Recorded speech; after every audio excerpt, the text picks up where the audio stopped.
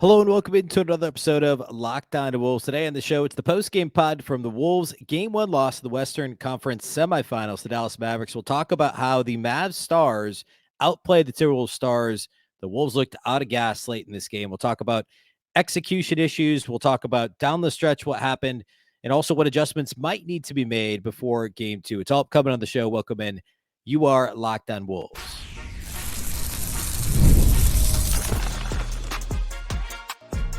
You are Locked On Timberwolves, your daily Minnesota Timberwolves podcast. Part of the Locked On Podcast Network, your team every day. Hello and welcome to the Locked On Wolves podcast, part of the Locked On Podcast Network, your team every day. My name is Ben Beecken. I'm the host of Locked On Wolves. Happy Thursday, everybody, and not so happy Thursday here on Locked On Wolves. After the Wolves drop Game 1 to the Mavs of the Western Conference semifinals, we're going to break the whole thing down here on the show today. Lots to get to, really. I mean, there's I'm going to build the case for like why this loss doesn't hurt as bad, and also why it does hurt, because there's so many things that did go the Wolves' way they couldn't capitalize on. But at the same time, and this is kind of how it goes, right? And sometimes stars are just stars, and that's what happened down the stretch in this game. Obviously, lots to get to in between there, lots in the margins. I do want to talk about what happened late in crunch time for Minnesota. I thought there was some good, there was some bad. We'll talk about all that here on the show today. First of all, though, a big thank you for making Locked On Wolves your first listen every single day. Of course, you can find this show wherever you listen to podcasts. You can also watch on YouTube and also on the Locked On Sports Minnesota app on both Roku and Amazon Fire TV. Also, you can follow on X at Locked On T-Wolves and also at Beecken with 2 B's, 2 E's, C-K-E-N. All right. Where to start here? So I think the bottom line for me is, and I'm going to do this a little bit in reverse, where I'll give you the big thought here, and then I want to get into some of the minutia from this game.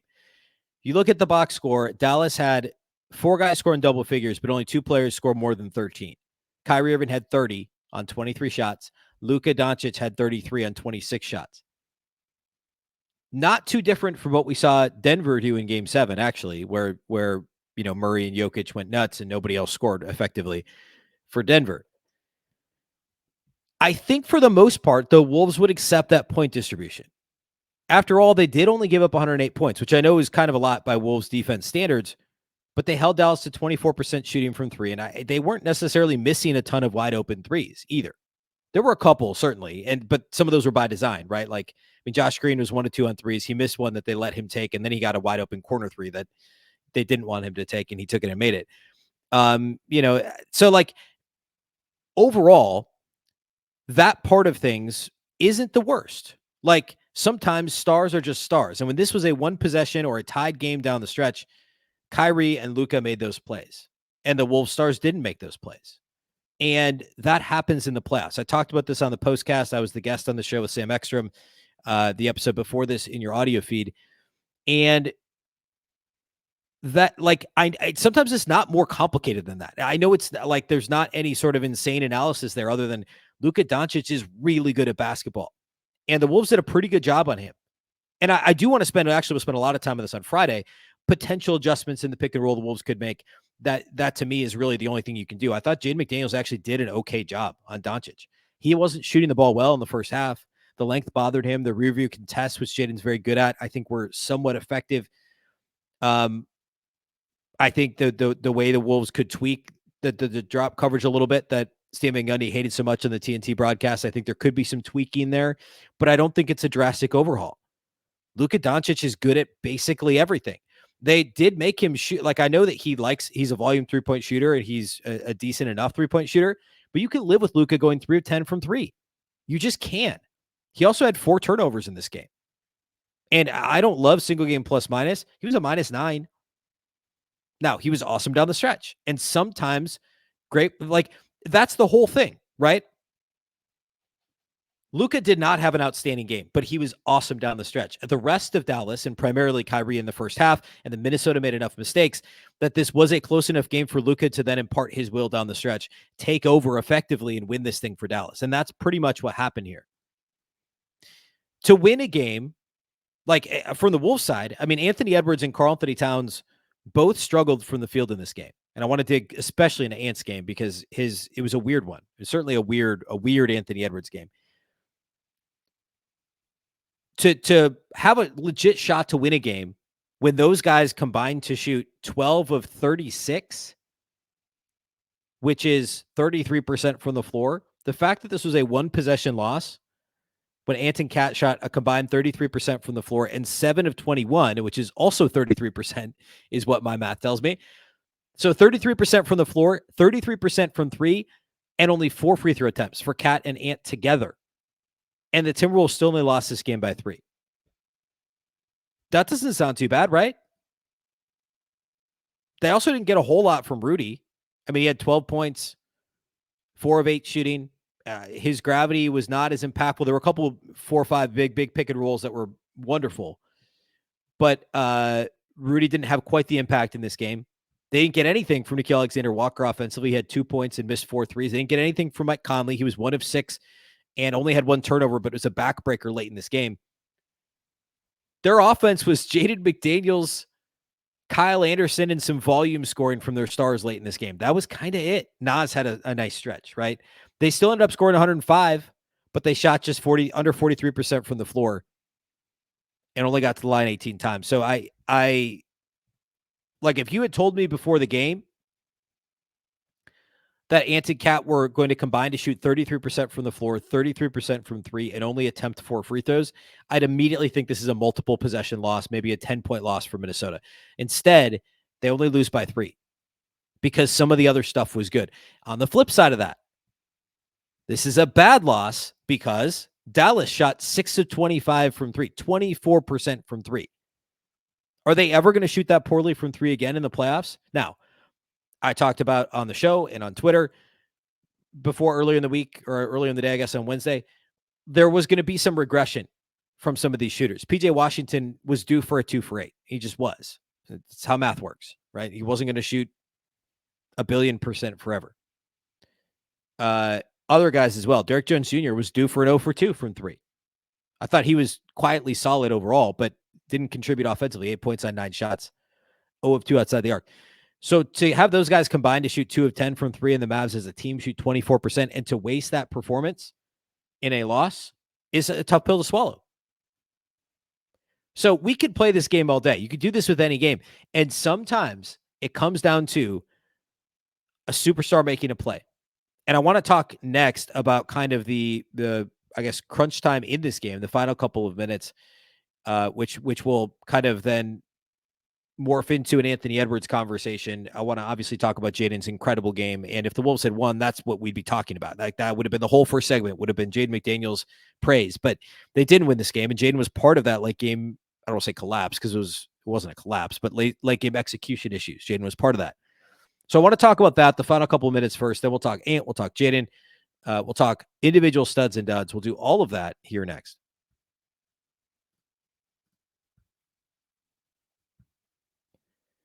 Today's episode of Locked On Wolves is brought to us by our friends at LinkedIn. When you're hiring for your small business, you want to find quality professionals that are right for the role. That's why you have to check out LinkedIn Jobs. LinkedIn Jobs has the tools to help find the right professionals for your team faster and for free. LinkedIn isn't just another job board. They have a vast network of more than a billion with a B, professionals, which makes it the best place to hire. It gives you access to professionals you can't find anywhere else. LinkedIn does all that while making the process easy and intuitive. Hired is easy when you have that many quality candidates. So easy, in fact, that 86% of small businesses get a qualified candidate within 24 hours. LinkedIn knows that small businesses are wearing a ton of hats and might not have the time or resources to hire. They're constantly finding ways to make the process easier. They even just launched a feature that helps you write job descriptions, making the process even easier and quicker. 2.5 million small businesses use LinkedIn for hiring. Post your job for free at linkedin.com/LockedOnNBA. That's linkedin.com/LockedOnNBA to post your job for free. Terms and conditions apply.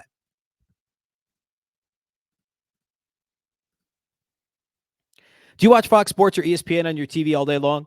If so, no doubt you have to turn down the volume because of all the shouting. Instead, make the switch to Locked On Sports Today. It's a free 24/7 sports streaming channel program for you every day to bring you the biggest stories without all the screaming. Locked On Sports Today brings you can't-miss analysis, opinions, and news It streams 24/7 on YouTube or on the free Amazon Fire TV channels app, part of the Locked On Podcast Network, your team every day. And I'll tell you what, this show has been streaming on there quite a bit lately with the Wolves' deep playoff run. So tune in, and you may see myself, you may see our friends on the postcast, which I was on last night, but typically Luke, Jack, Tyler, sometimes Sam, rotating cast of characters. You'll see some other Minnesota sports shows on there as well. So go check it out wherever, well, not literally wherever, but, YouTube or Amazon Fire TV channels app. You can find the Locked On Sports Today show. All right. Let's talk about crunch time. So the Timberwolves, of course, this was a roller coaster game, and it was a ton of fun. The Wolves were down for, a chunk of the third quarter. They make a bit of a comeback. Nas a big part of it. Jaden keeps making shots. The Timberwolves end up, they end up 5 with 10:50 left in the game. Well, yeah, call it 10.5 minutes left in the game. They're up 5. Luka hits a shot. Gobert misses a tough shot that he never should have taken. Now it's a 1-point game. Nikhil misses a bad shot. He misses a bad 3-point shot. Luka makes another shot. So that's a 6-0 Luka run. And then, and then Derek Jones Jr. makes a shot. So it ends up being a massive Dallas run. The Wolves had been up, 89-84. Dallas scores 13 straight before the Wolves score again. Dallas scores 13 straight to go up 8 with just over 7 minutes to play. Jaden McDaniels I talked about this on the postcast with Sam. Jaden gets an offensive rebound, takes a hard dribble to the middle, and instead of going back up for a tough shot, he kicks it out to Ant, who'd been very quiet for a while. He knocks down a 3. It's now a 5-point game.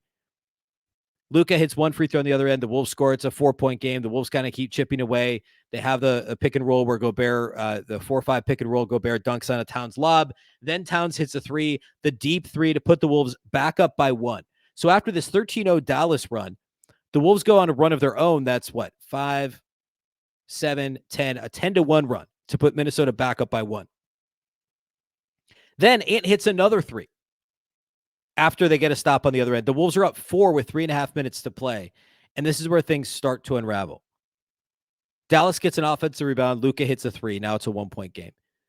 Ant misses an ill-advised step back in the corner with 2.5 minutes left. They're still up 1. Up 1 with 2 minutes to play is where it really gets off the rails. Cat makes a great play. Pokes the ball away from P.J. Washington. The Wolves are out in transition. I think it was Ant on the hit-ahead pass.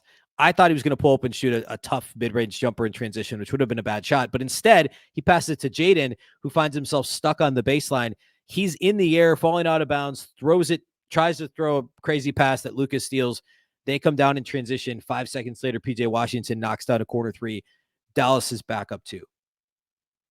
Then you have the goaltending on Cat, which was a 50-50 call. I wasn't up in arms about them calling it or not overturning it. It's one of those that if it had been the other way around, they could have also not called it. It was legit 50-50. It's impossible to know for sure. It looked to me like the ball was right, above the cylinder, overlapping slightly with the rim, but the outer edge of the rim. So I was surprised they made that call in that moment with the naked eye. And I was also fairly surprised that they immediately confirmed it. But it wasn't I'm not up in arms about it. It was fine, disappointing, but fine. So now it's Dallas's ball up 2. They turn it over. Derek Lively travels because Rudy does a great job in the paint, playing defense on him, and I forget who else collapsed. So they're still up 2. And then on the other end, Conley gets stuck and tries to throw a lob to Gobert. An ill-advised lob in traffic was actually broken up by Luka Doncic. So now they're up 2. They call timeout. They come down. Luka in isolation on the right side over Jaden McDaniels, knocks down, I wouldn't call it a dagger going up 4 with 49 seconds left, but that brought their win expectancy up quite a bit. And it wasn't bad defense by Jaden. The Wolves left him on an island with Luka, and he contested the shot fine. Luka's Luka. I in that situation again, I don't know that the Wolves would bring 2. I don't know that they would do it. I think they would make Luka make a tough shot because they know Jaden or whoever, and whoever's on him, isn't going to they're good enough defenders. He's not going to get away with an easy open shot. He's not going to cross him up and get an open jumper. It's going to be a tough shot. The problem is Luka makes tough shots all the time. That's what he does. I get why the Wolves did that. I also would completely understand, and probably if I were Chris Finch and Mike Honori, I think what I would do next time in that exact situation, down to you need to make someone else beat you. I think that is a phrase that's overplayed sometimes. But when that someone else is PJ Washington and Derek Jones Jr. combining for 2 for 10 from outside the arc, nobody else scoring more than 13 points besides Luka and Kyrie, bring help from somewhere. Gobert's lurking. Force Luka to make that cross-court pass to the opposite corner, because guess what? Luka made some bad passes in this game. He had 4 turnovers. Dallas is turnover prone at times. You turn him over, get a fast break the other way, and get yourself a trail 3 in transition, or head-to-head corner 3, or a dunk, or a foul, or a 3-point play at the rim to tie or take the lead.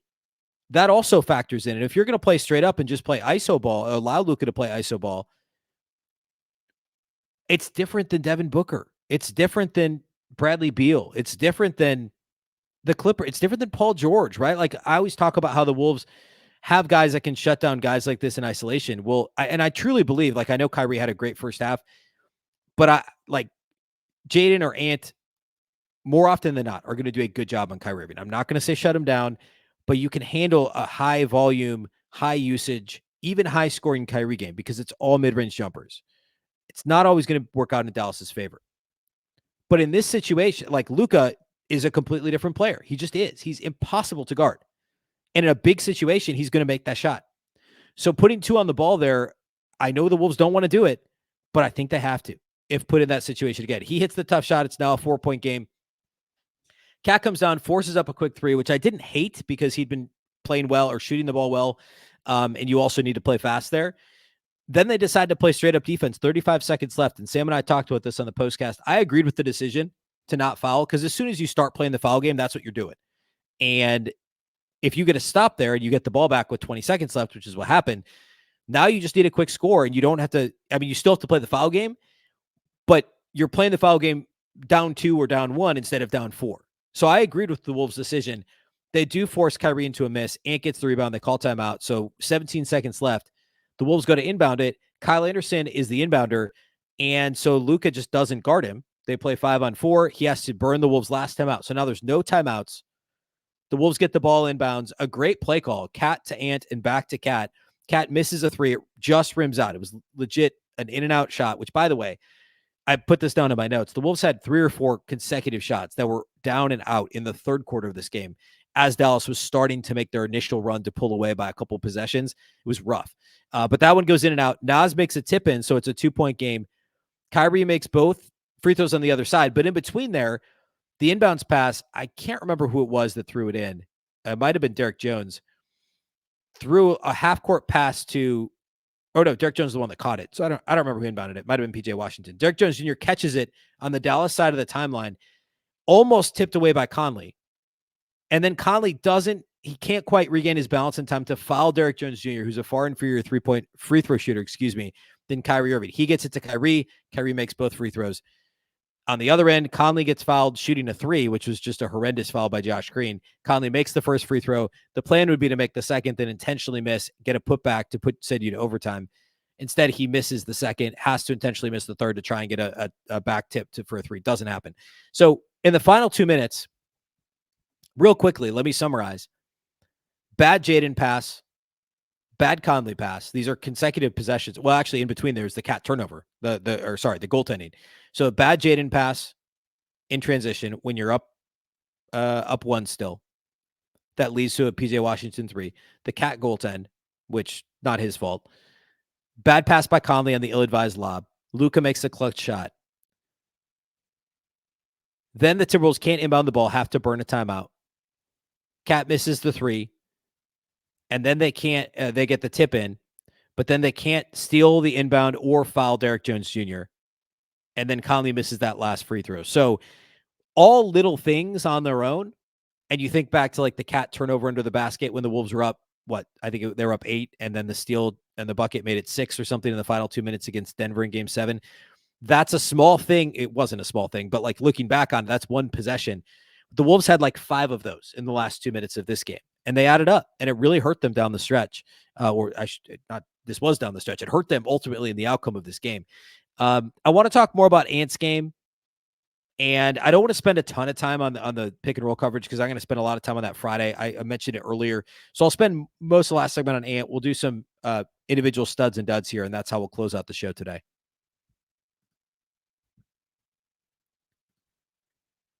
Today's episode of Locked On Wolves is brought to us by BetterHelp. The show is sponsored by BetterHelp. We all carry around different stressors, big and small. When we keep the bottle up, it can start to affect us negatively. Therapy is a safe space to get things off your chest and to figure out how to work through whatever's weighing you down. For me, I don't know. I think it's the discourse, weirdly enough, it's the discourse about how Luka can carve up the Wolves because I know he kind of sort of did in this game and he hit the dagger, and I get that that's ironic, but it's also game one, and I picked the Mavs to win game one. I'll remind you of that. I thought the Mavs would win this game, but I think the Wolves will win the series in 6, and I still believe that. The Wolves are a more physical, a better rebounding team, and a better rim protecting team overall than Oklahoma City. Didn't happen in game one, but they're better there. They're also better at recovering to shooters. And ultimately, the Wolves are going to force the ball to Luka's hands a little bit more, and I know the Mavs didn't shoot the ball well from 3 in this game, but guarding PJ Washington, guarding Derek Jones Jr., guys like that, that's going to be important. And the Wolves are better than anybody else in the league at scrambling to contest 3-point shots. So I think there was some underestimation of their skills in those areas. We'll call it on the national level in terms of evaluating this matchup. That kind of grinds my gears a little bit. And look, I know a lot of people have things going on that are a lot more difficult than worrying about what people think about a NBA playoff matchup. But still, no matter what you're going through, if it's impacting you, it's important to talk to somebody about it. If you're thinking about starting therapy, give BetterHelp a try.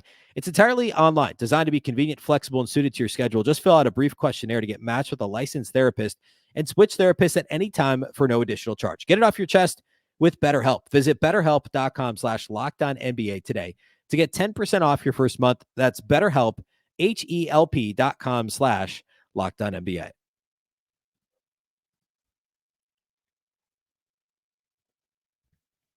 All right, let's talk about Ant. The line is not awful. 19 points, 11 boards, 8 assists, 2 steals, only 3 turnovers for Anthony Edwards. However, he was 6 of 16 from the floor. Not great. Not what was he, 6 of 24 in game 7 against Denver, so not that, but still not great. 5 of 12 from outside the arc, which is good. But here's the thing. 12 of his 16 shot attempts, so 3/4 of his shot attempts, were 3-pointers. He only attempted 4 2-point shots in this game. He was 1 of 4 from 2 on 2s, and he missed, I believe, all of his attempts at the rim. I think he only had 2 rim attempts, and he only had 2 free throw attempts. 4 2-point attempts, 2 free throw attempts. The good is it wasn't a ton of mid-range, right? He hit the one at the elbow, like second possession or third possession of the game, Wolves' first bucket. And I think he hit one other mid-ranger. He missed a couple at the rim. And it was at the point where I think it was even early fourth quarter. Reggie Miller on the broadcast was saying something wrong with Ant. He's not right. And then it ended up appearing to just be fatigue. And I haven't seen any of the post-game presser stuff yet. I'm recording basically right after the game, so I don't know. But my guess is it was. And we talked about this on the postcast, Sam and I, coming off of game 7. I mean, like, that's a big thing. And I know they had 2 days rest. Well, Dallas had 3 days rest. Like, that factors in. And Dallas wasn't doing anything special covering Ant. They were just switching pick and rolls. They were trying to manipulate the matchup a little bit, but they weren't consistently bringing 2 all the way to the ball on the catch like Denver ultimately did in that series and like Phoenix did in that series. So I think this was a blip on the radar for Ant, and I know he didn't shoot the ball great in game 7 against Denver, but both of these games, he's made good decisions other than never, like, with the ball in his hands in the fourth quarter of this game, he was so tired, he never even considered getting into the paint, which is an issue. But again, chalk that up to fatigue. And you take his last couple of games, 8 assists, 3 turnovers in this game, 7 assists, 1 turnover in game 7. So 15 assists, 4 turnovers. Okay. We'll sign up for that. Like, that's not bad. The decision-making's there. The fatigue, the shooting percentage is maybe a little worrisome, but he also had, I mean, he shot 64% in that 44-point game in the, game 5 loss to Denver, game 4 loss to Denver. I mean, he was about 40% from the field in the game 5 blowout win, or game 6 blowout win, against Denver. Like, there's some variance there too, right? I'm not super worried about Ant. I'm definitely not super worried about it. I'm not really worried at all. Hopefully it's only one day off in between each of these games. Hopefully he can get his legs back under him. But guarding Kyrie and being that level of a two-way player takes a lot out of you. There's a reason why there aren't many of those guys in the league.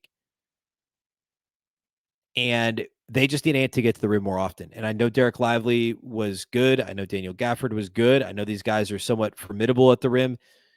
They had 8 combined blocks. Their entire team did. But Ant has to get to the cup. And he's not the only one. But it was the shot selection based on not like because he was shooting a bunch of mid-range shots, but it's because he didn't want to take the contact. He didn't want to get into the paint. He didn't want to whatever. That was the problem in this one more than anything else when it comes to Anthony Edwards. We have to talk about Jaden McDaniels. And let me see. Did I have anything else I wanted to hit here on the I think we could just go into, I'm going to spend most of Friday talking about the pick and roll coverage. So again, not a whole lot else there. Let's talk about studs and duds because that'll lead us to Jaden. And I hate that I've gone, 90% of the way through the show without talking about Jaden hardly at all. And if this game swings the other way, the Wolves win by a bucket, we're only talking about Jaden on this show. He was awesome. 24 points on 9 of 15, 6 of 9 on 3-point shots, hit his first 4, I believe, from outside the arc. 4 boards, 3 assists. He did have 3 turnovers, including that killer in the final or just outside the 2-minute mark. It was an awesome Jaden game. I thought he was decent defensively on Luka. I thought he was fine. Offensively, he was a killer. Like, he was not hesitating. He was barely looking at the rim when he was just letting it go. Awesome Jaden McDaniels game. Decisive. I was shocked he only had 3 assists because I can remember 2 of them off the top of my head, and it just felt like every time you looked up, Jaden was making the right call. The only play that I didn't like besides that turnover was the play that ended with, I think it was the Conley lob attempt to Rudy in the final 2 minutes. Jaden had a mostly open corner 3. It would have been lightly contested. And he'd been shooting so well with so much confidence all game and going back the last 3 games, game 6 and 7 against Denver. But instead he swung it to, I think, slow-mo. It ends up in Conley's hands, and he throws this contested lob to Rudy that gets stolen by Doncic, and that's the beginning of the end for the Wolves. Overall, though, really nice Jaden game. I said to Sam on the postcast, I don't think you changed the matchups or coverage a whole lot before game 2. I thought Jaden was great. Another stud, Kyle Anderson. Welcome to the stud category for the first time in months. Kyle Anderson, 11 points, 5 of 8 shooting, 1 of 3 on threes, 2 rebounds, 2 assists in 17 minutes. He was great. Dallas just wasn't going to guard him. Luka was technically his matchup and was just letting him roam. The first 3 attempt slow-mo took was an above the break that he missed. Actually went in and out. Like, I don't think he's attempted an above the break 3 since November. I'm serious. I don't think he has. It's not an exaggeration. And then he made a corner 3, and then he missed a corner 3 later. But he hit like 4 little floaters around the nail, around the free throw line, like 10-footers, push shots. Like, he just very comfortable. Dallas was going to give it to him. And he also did a good job guarding Luka when he was guarding Luka. He did a really good job. I thought Kyle Anderson was one of the Wolves' best players on the floor in this game. It was really, really good. That's kind of it. Naz was good offensively, and he had that stretch where he was great in the fourth quarter. I guess if I had to give a third stud, I'd give it to Naz. But something Sam and I touched on toward the end of the postcast was the plus-minus difference between Rudy and Naz. And I know I brought this up earlier, and I know by bringing it up continually, it makes it seem like I'm lying about this, but like, I don't like single game plus-minus. And I don't think Rudy was truly a plus 10 and Naz a minus 11 in terms of their impact on the game because Naz was so good offensively. But the rim protection drop-off from Rudy to Naz was massive. Literally.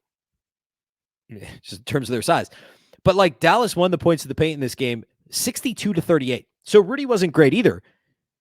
But when Rudy was on the floor, it was at least there was something to think about. With Rudy off the floor, the Naz Cat lineup, I think there was, I don't know that Slow-Mo was ever actually at the 4 in this game. He was basically the backup point guard. I don't think there were any like Cat. I don't know. I'd have to look at it. I don't know that there were any Naz Slow-Mo lineups, but at any rate, with Rudy off the floor, the rim protection was non-existent. Naz was good otherwise. He had that great stretch in the fourth quarter once again, to the point where I wondered if they'd even bring Cat back. And then they had to bring Rudy back. So for a while you had Cat and Naz, and then you had Rudy and Cat, and Naz came out of the game after the offensive rebounds. And I mean, Dallas ended up with 11 offensive rebounds in this game. Wolves had 10, but Dallas' 11 was too many. And then some kind of easy forays to the rim for Dallas's perimeter guys. So up and down for Naz, but I'd give him a third set if I had to. Duds, Nickeil Alexander-Walker, dud number 1, no question. Tough game for Nickeil. Tough last couple of games. 2 points on 1 of 6 shooting. His only make was Kyrie or somebody gambled on a steal, and he cut to the basket, made a reverse layup. But he was 0-4 on threes. Couple ill-advised shots. He took an ill-advised pull-up 2-pointer, like a mid-range shot. Sometimes he just, I don't know. The decision-making has been pretty spotty over the last few weeks for Nickeil. 2 assists and a rebound, was a -5 in 16 minutes. So not a great game for Nickeil. I'm not going to give anyone else a dud. Conley would be close because he missed some threes.